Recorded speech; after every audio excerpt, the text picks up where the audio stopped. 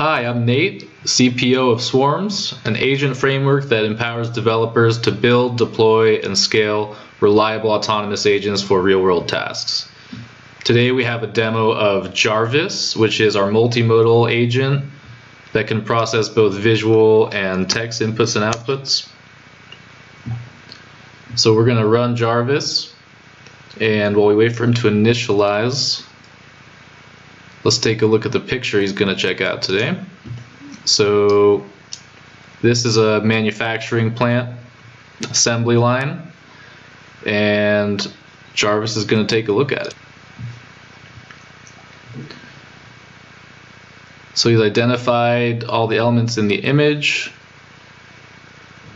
He's doing an analysis of the image description,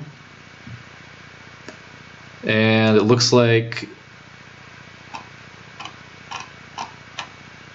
he didn't find any bottlenecks or safety issues with his visual inspection of the assembly line, and all is good to go.